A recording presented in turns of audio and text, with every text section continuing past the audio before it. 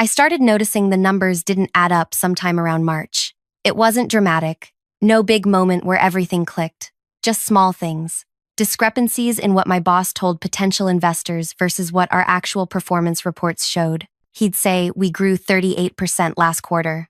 I knew it was 22. He'd mention partnerships that were still in negotiation, like they were done deals. I ran operations for a commercial printing business.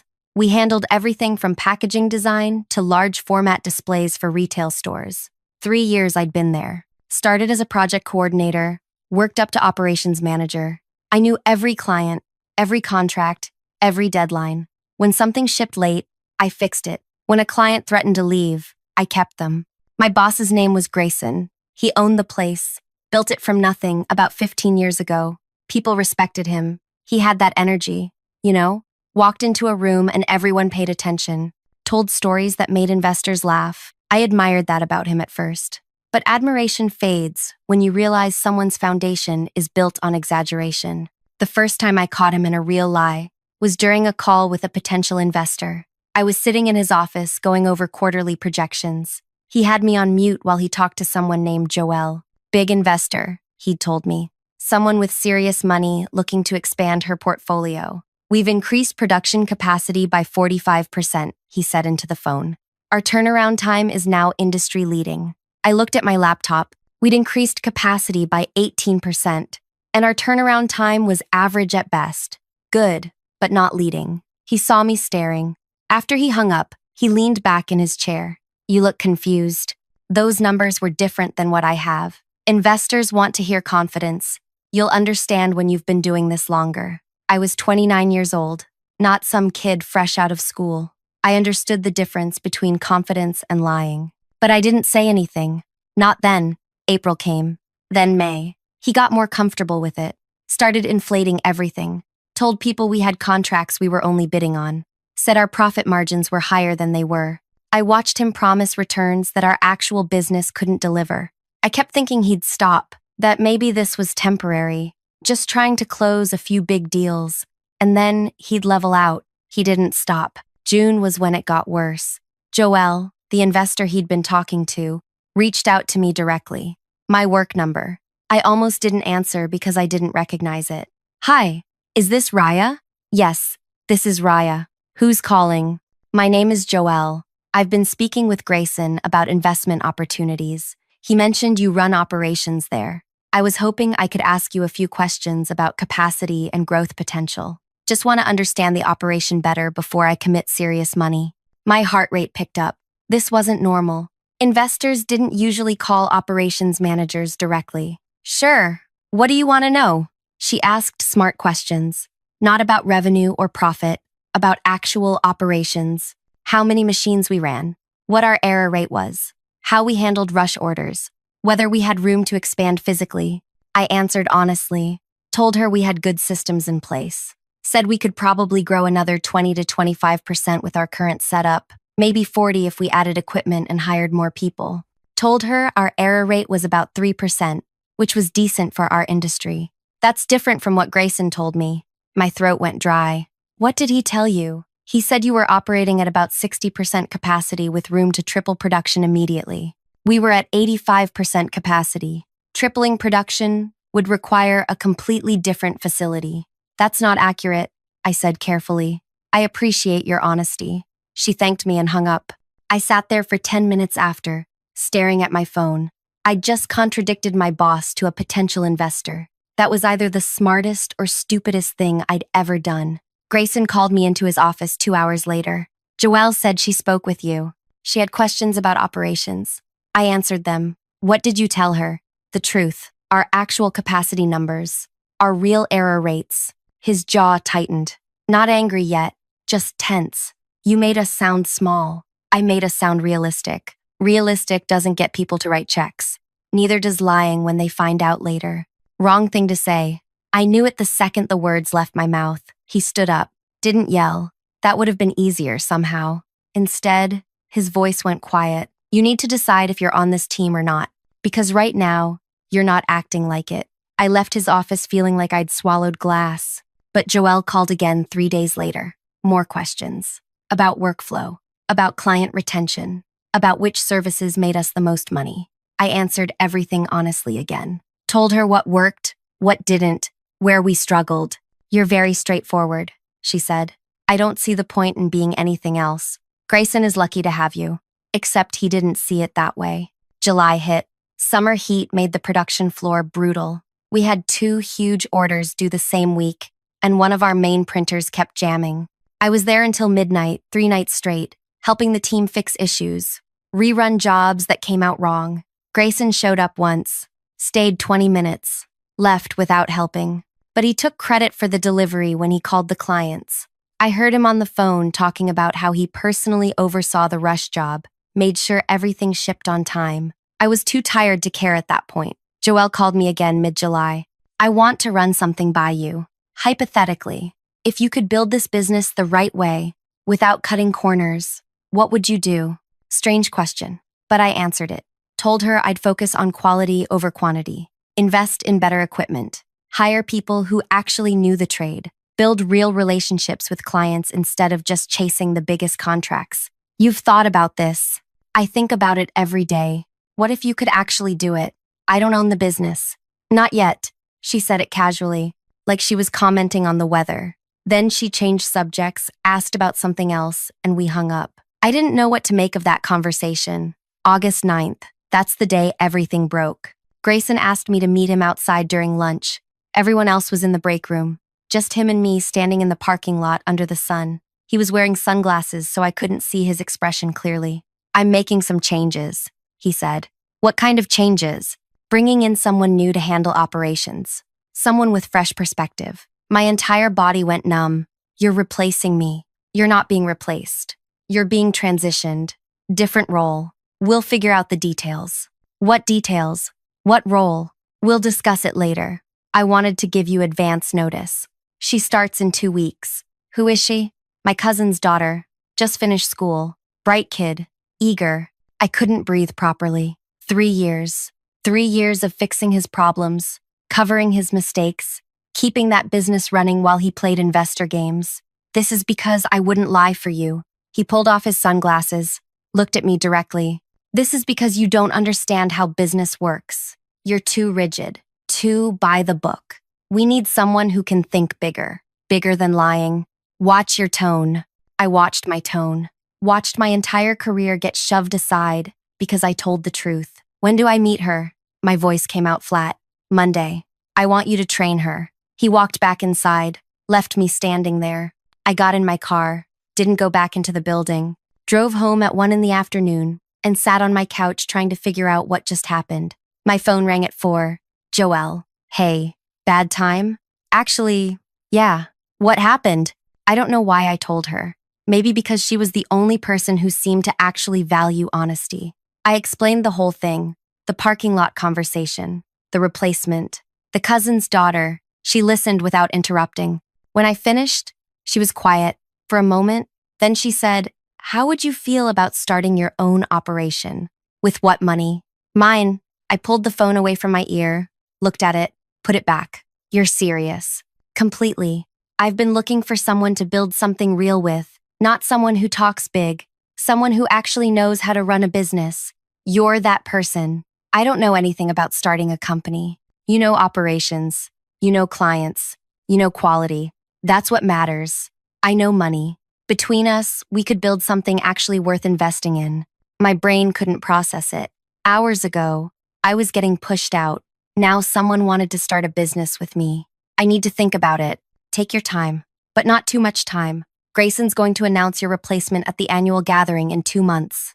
I think we should announce something bigger. She hung up. I sat there until it got dark outside. Before I go further, I want to say thank you to everyone listening to this. I know there are a million other things you could be doing right now, but you're here. That means something. Drop a comment and let me know where you're listening from. I'd love to know. Now, back to what happened next. Monday came. I met Grayson's replacement. Her name was Ivy, 23 years old, smiled a lot, asked basic questions that someone with even 6 months of experience would already know. So how do we know which orders to prioritize? Based on deadline and client value. How do we determine client value? I wanted to scream. Instead, I explained everything patiently. showed her systems I'd built, processes I'd documented. 3 years of work, I was now handing over to someone who didn't earn it. Grayson checked in once. "How's training going?"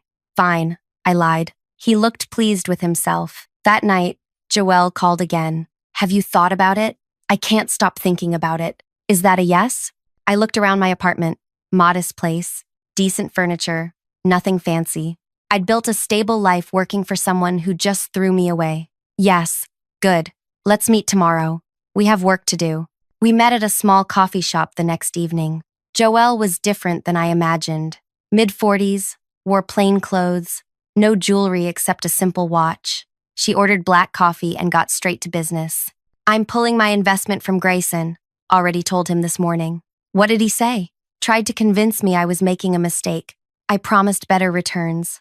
I told him I'd seen enough." She slid a folder across to me. Inside were incorporation papers, a business entity already registered. My name listed as co-founder and chief operating officer, hers as co-founder and managing partner. "I did the preliminary work. We need your signature." I stared at the papers. My hands started shaking slightly. Not from fear, from something else.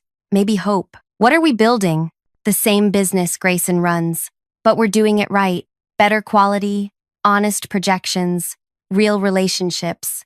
We'll start small, steal his best clients by being what he pretends to be. That'll take time."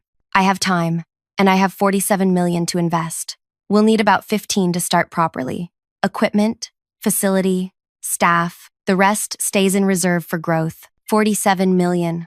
I'd never heard someone say that amount so casually. "Why me?" "You could hire someone with more experience. Someone who's actually built a company before. Because you told me the truth when lying would have been easier. That's rare. I've lost money on a dozen ventures because people told me what I wanted to hear, instead of what I needed to know. You didn't do that. That's worth more than experience." I picked up the pen, signed my name. We spent the next 6 weeks working 20-hour days, found a facility on the south side of town. Smaller than Grayson's operation, but newer. Better ventilation, good loading access. Joelle negotiated the lease while I spec'd out equipment. I called former coworkers, people who'd worked with me at Grayson's place, offered them better pay and honest leadership. 5 of them left to join us. Good people who knew the trade. We didn't announce anything publicly. No social media posts, no press releases, just quiet preparation. Grayson called me once during that time. "Heard you left." I resigned, sent the letter to your office. "Where are you working now?" "Figuring things out. If you need a reference, let me know." The audacity. Like he'd done me some favor. Like I should be grateful. "I'll keep that in mind." He hung up, probably felt magnanimous. Ivy was still at his operation, supposedly running things I used to run. I heard through former coworkers that she was struggling, orders getting mixed up, clients complaining. But Grayson kept defending her, kept insisting she just needed time to adjust. Meanwhile, I was building something real. We landed our first client in week 4, a retail chain that needed new signage for 38 locations. They'd worked with Grayson before, weren't thrilled with the experience. Slow delivery, quality issues. I promised them accurate timelines and transparent pricing, showed them our facility, our equipment, our team. They signed a 6-month contract. When their first order shipped on time with 0 errors, they extended to a year. Second client came through Joelle's network, a product manufacturer needing custom packaging. Another unhappy former Grayson client. We delivered better work for less money because we weren't padding numbers to cover inefficiency. By week 8, we had 4 clients, and revenue coming in. Not massive, but steady, real. Joelle handled the business side while I handled operations. Perfect split. She never micromanaged, never questioned my decisions, just trusted me to do what I knew how to do. It was the best working relationship I'd ever had. September arrived. Grayson's annual gathering was scheduled for the 17th. I knew about it because I'd helped plan the previous 2 years. Big event. He rented out a hotel ballroom, invited clients, investors, industry people, used it to show off, make announcements, attract new business. This year, he was planning to officially introduce Ivy as his new operations leader, make a big deal about fresh vision and bold direction. I knew because one of my former coworkers still there told me. He's been hyping it up for weeks, talks about her like she's revolutionizing everything. Meanwhile, she can't even read a production schedule properly. I didn't take pleasure in hearing that. I just felt sad that he'd rather prop up incompetence than admit he made a mistake. Joelle called me on September 10th. You should attend his gathering. Why would I do that? Because I'm attending, and I have an announcement to make. My stomach dropped. What kind of announcement? Trust me, just be there. Dress professionally. Arrive late. I'll handle everything else. Joelle, what are you planning? Something Grayson should have seen coming. She wouldn't say more. I spent the next week anxious and curious in equal measure. September 17th came. I woke up nauseous, couldn't eat breakfast, changed clothes 4 times trying to find something that felt right, finally settled on simple black slacks and a gray blouse. Nothing flashy, professional, but understated. The gathering started at 10. I arrived at 10:45. The hotel ballroom was exactly how I remembered. High ceilings, chandeliers, round seating for about 200 people. Everyone was already settled in. Grayson was at the front near a raised platform with a microphone. I slipped in through the back entrance.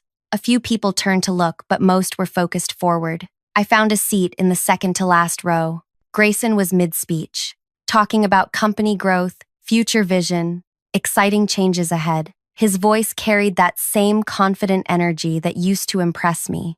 Now it just sounded hollow. And speaking of changes, he continued, I want to introduce someone who's been instrumental in our evolution, my new director of operations, someone bringing innovation and fresh thinking to everything we do. He gestured to the side. Ivy walked up to join him. She looked nervous, but tried to hide it with a big smile. People clapped politely. Ivy has been transforming how we work, streamlining processes, improving efficiency. Under her leadership, we're positioned for unprecedented expansion. I knew for a fact they'd lost 2 clients in the past month, knew their delivery times had gotten worse, but he stood there selling a fantasy. More applause.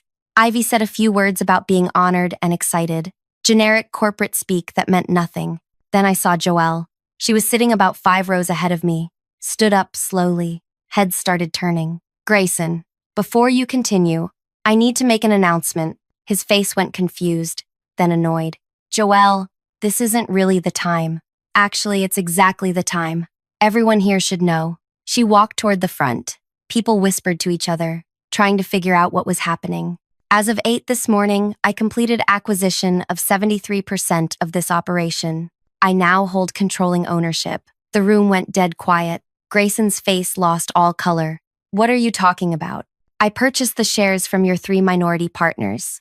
They were eager to sell once I showed them the real financial situation here. The inflated projections you've been spreading, the clients you've lost, the contracts you claimed were secured, but never materialized. He tried to speak, but nothing came out. Joelle kept going. I've been documenting discrepancies for months. Every inflated number, every exaggerated claim. I gave you chances to be honest. You chose not to. People in the audience looked at each other. Some pulled out phones. As majority owner, I'm making immediate leadership changes. Effective now, you're removed from all operational control. You'll receive compensation as outlined in the partnership agreement, but your authority here is finished. Grayson found his voice. You can't do this. Not here. Not like this. I can and I am. This gathering is the perfect venue. Same place you were going to celebrate your false success. Now it's where everyone learns the truth. She turned to face the audience. This business has been operating on deception. That ends today. I'm bringing in leadership that values honesty and quality over appearance and ego. Then she looked directly at me. Raya, would you come up here? Every head in that ballroom turned to find me. My legs felt weak, but I stood up, walked down the aisle toward the front. Each step felt surreal. When I reached the platform, Joelle spoke clearly into the microphone. This is Raya. Some of you know her. She ran operations here for 3 years, did it brilliantly, was pushed out because she refused to participate in misrepresentation. She's now my business partner. We've spent the past 2 months building a competing operation, already have 4 major clients, and as of this morning, we also own this one. Grayson looked at me like I'd stabbed him. You planned this, both of you. No, I said quietly. You planned this. When you chose lies over integrity. When you pushed out the people who actually made this place work. This is just the consequence. Joelle stepped closer to Grayson. You have 30 minutes to collect your personal items. Building security has instructions to escort you out. Your access codes are already deactivated. He looked around the room, searching for support, for someone to object. No one said anything. They just watched. Ivy stood frozen beside him, clearly having no idea what to do. Grayson's jaw clenched. This is illegal. It's completely legal. I had 4 lawyers review every step. You're welcome to challenge it, but you'll lose. He stared at her, then at me, then back at the audience. Finally, he walked off the platform, down the side aisle. Ivy followed him, confused and silent. The ballroom stayed absolutely still until they disappeared through the exit. Then the whispers started, low at first, then growing louder. Joelle handed me the microphone. I know this is unexpected, I said. My voice cracked slightly, but I want to be clear about something. We're not here to destroy what was built. We're here to fix it, to make it honest, to deliver what we promise. If you've worked with this company before and had problems, I apologize. That changes now. If you're interested in continuing the relationship under new leadership, I'd love to talk. If not, I understand. I handed the microphone back to Joelle. She addressed the audience. We'll be reaching out individually over the next week. For now, thank you for being here. I know this wasn't the gathering you expected. People started standing. Some headed for the exits. Others approached us with questions. I answered what I could, explained the transition, reassured clients that existing contracts would be honored properly. It took 2 hours before the ballroom finally emptied. When it was just Joelle and me, I sat down in one of the chairs. My whole body was shaking. Did that really just happen? It really did. 47 million. You spent 47 million to acquire his business. Actually 41. Use the rest to fund ours. Good investment either way. I started laughing. Couldn't help it. The absurdity of everything. 2 months ago, I was standing in a parking lot getting fired. Now I owned the company that fired me. What do we do now? I asked. Now we get to work. We have 2 facilities, doubled client base, and a lot of people depending on us to do this right. I nodded. Then let's do it right. We left the hotel together, stepped out into September sunlight. I pulled out my phone, had 17 missed calls, messages from former coworkers, from clients, from people I hadn't talked to in years. But I didn't look at any of them yet. I just stood there for a moment, breathing, processing. 3 years of my life I'd given to someone who saw me as disposable. 2 months was all it took to prove him wrong. The first week was chaos. Merging 2 operations meant duplicate everything. 2 facilities, 2 sets of equipment, 2 teams that didn't know each other, and 1 very angry former owner who was already calling his lawyer. Grayson filed an injunction trying to block the acquisition, claimed Joelle had manipulated his minority partners. His lawyer sent letters threatening litigation, said we'd stolen proprietary information, said the whole thing was a conspiracy. Joelle's legal team handled it calmly, sent back documentation showing every step was legitimate, every purchase properly executed, every contract reviewed and approved. The injunction got denied within 72 hours. But the damage to Grayson's reputation was immediate. Word spread fast in our industry. People talked. The story got bigger with each retelling. Some versions made Joelle sound ruthless. Others made me sound calculating. Neither was accurate. But perception matters more than truth. Sometimes, what actually happened was simpler. Someone lied repeatedly. Someone else noticed. Consequences followed. I spent those first days meeting with the staff from Grayson's facility. About 30 people total. Production workers, designers, client services, administrative support. Most looked worried. Change makes people nervous, especially sudden change. I gathered everyone in the main workspace on day 3. I know this is weird. I know you have questions. Here's what I can tell you. Nobody's getting fired for being associated with Grayson. You didn't do anything wrong. He did. If you want to stay and help us build something better, you have a job. If you want to leave, I understand. No hard feelings either way. A production supervisor named Carlos raised his hand. Older guy. Been there since the beginning. What about Ivy? Good question. Grayson's cousin's daughter had been MIA since the announcement. She'd shown up once, cleaned out her workspace, and left without talking to anyone. She's gone, left on her own. And you're in charge now. Joelle and I both are. She handles finances and business development. I handle operations. Same thing I did before, just with actual authority this time. A younger woman named Shanice spoke up. Are you going to change how we do things? Some things, yes. We're going to be more transparent with clients, more realistic about timelines, higher standards for quality control. But the actual work, the day-to-day production, that stays mostly the same. You all know what you're doing. I'm not going to mess with that. Carlos nodded slowly. So you're saying we stop overpromising and under-delivering? Exactly. About time. That got a few laughs. Tension eased slightly. Over the next week, I learned who actually kept Grayson's operation running. Wasn't him. Wasn't Ivy. It was people like Carlos and Shanice. People who showed up every day and fixed problems quietly while Grayson took credit publicly. I promoted 3 of them immediately. Carlos became production manager. Shanice took over quality control. A guy named Terrence, who'd been doing client services, became our account director. All 3 had been doing those jobs already without the title or pay. I just made it official.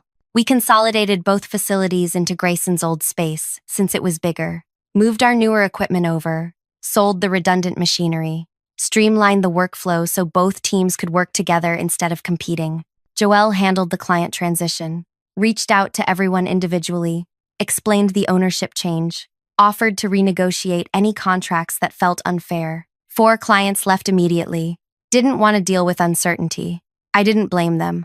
But 11 new ones signed on within the first month. Most were people who'd heard what happened and wanted to work with a company that valued honesty. Revenue actually increased.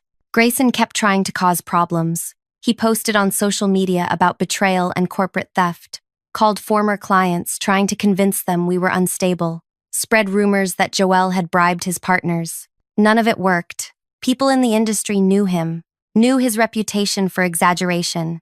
His words carried no weight anymore. By October, he'd gone quiet, stopped posting, stopped calling people.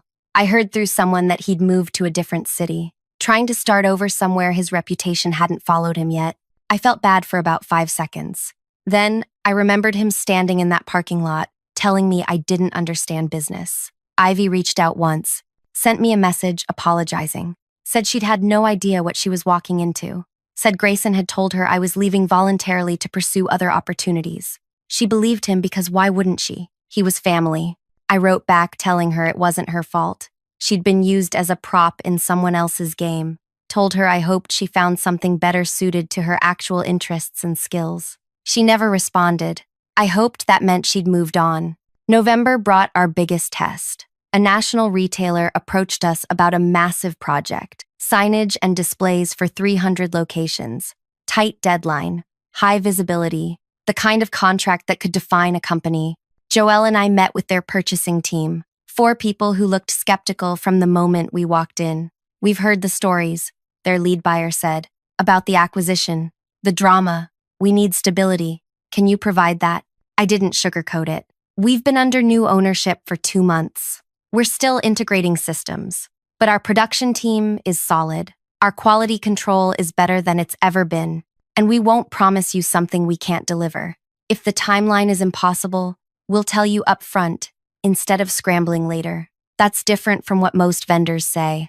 Most vendors are trying to win contracts. We're trying to build relationships. They gave us a test order, 50 locations. Prove ourselves first, then maybe talk about the full 300. We delivered in 3 weeks. 0 errors, 2 days early. They signed for the full contract in December. That project alone brought in enough revenue to cover our entire year. More importantly, it established our reputation as reliable. Other big clients started reaching out. By year end, we doubled the size of our operation, hired 20 more people, expanded into a second building, started offering services we'd never had capacity for before. Joelle and I met on New Year's Eve to review everything. We sat in the main office after everyone else had gone home, spreadsheets and reports covering the table between us. We did 41 million in revenue, she said. Net profit of 8.3 million after all expenses. Is that good? She laughed. That's exceptional for a first year, especially considering we spent half of it in transition. What was Grayson doing annually? 26 million revenue, 3.1 profit, and he was inflating those numbers. I leaned back in my chair, tried to process it. How is this real? It's real because we built it on actual value instead of perception. Turns out that works better long term. My phone buzzed. Text from Carlos. Photo of the production floor. Everyone had stayed late to finish a rush order. They decorated the space with leftover materials, made a banner that said, "Happy New Year, from the best crew anywhere." I showed Joelle. She smiled. That's why we're successful. They believe in what we're doing. They believe because we're honest with them. Radical concept. We sat there for a while in comfortable silence, exhausted but satisfied. Do you ever wonder what would have happened if you'd just stayed quiet? Joelle asked. If you'd gone along with Grayson's exaggerations? Sometimes. Probably would have been easier. But you'd still be working for him, making him money, while he took credit. Yeah, better this way. Definitely better this way. I thought about everything that led here. The parking lot conversation, the choice to be honest even when it cost me, the unexpected partnership that changed everything. None of it was planned. I didn't set out to take down my former boss or acquire his company. I just refused to compromise on something that mattered. Sometimes that's enough. January brought speaking invitations. Industry groups wanted to hear our story. Business schools wanted case studies. I declined most of them. Didn't feel right profiting from telling people how someone else failed. But I accepted one. A local college asked me to talk to their business students about ethics and operations management. Figured that was different. Not about revenge or drama. About doing things right. 50 students showed up. I told them the truth. Said business isn't about being the loudest or most confident. It's about being consistent and honest. Said shortcuts might work temporarily, but they always catch up eventually. One student raised his hand. But don't you have to exaggerate sometimes to compete? No. You have to be good enough that exaggeration isn't necessary. And if you're not good enough yet, you work until you are. Lying about capability doesn't create capability. It just delays the inevitable failure. Another student asked if I regretted how everything happened. I regret that it was necessary. I don't regret doing it. After the talk, a few students came up to ask more questions. One woman, maybe 22 years old, looked nervous but determined. I'm working somewhere right now where my boss does what you described. Changes numbers. Tells clients things that aren't true. I don't know what to do. Document everything. Keep records. Be prepared to walk away if necessary. And know that speaking up might cost you in the short term, but save you in the long term. That's scary. It is. But staying in a situation built on lies is scarier. She thanked me and left. I hoped she figured it out. Joelle and I kept building through the spring. Won more contracts. Hired more people. Opened a third location. Everything we built was real. Sustainable. Based on actual performance instead of promises. It wasn't perfect. We made mistakes, lost clients sometimes, had production issues and staff conflicts and all the normal problems businesses face. But we faced them honestly, fixed what we could, admitted what we couldn't, kept moving forward. 2 years after the acquisition, we'd become one of the largest operations in our region. 5 locations, 230 employees, revenue somewhere around 90 million annually. I stopped tracking exactly. Numbers mattered, but they weren't everything. What mattered was building something people could be proud of, where work meant something beyond just profit, where honesty wasn't a liability but a foundation. I still think about that parking lot conversation sometimes. Grayson telling me I didn't understand business, pushing me aside like I was nothing. He was right about one thing. I didn't understand his version of business. The version built on image and exaggeration, and taking credit for other people's work. But I understood something he never did. Real success doesn't come from convincing people you're valuable. It comes from actually being valuable. 3 years of my life I spent making him successful. 2 months was all it took to prove I didn't need him. And now I'm building something that'll last. Something real. Something honest. That's better than any revenge could ever be. Before I finish, I want to thank you for sticking with me through this whole story. If it meant something to you, if it made you think about your own situation or gave you courage to stand up for what's right, do me a favor. Hit that like button. Leave a comment about your experience. Subscribe so you don't miss future stories. It actually helps more than you know. Thank you for listening. Really, thank you.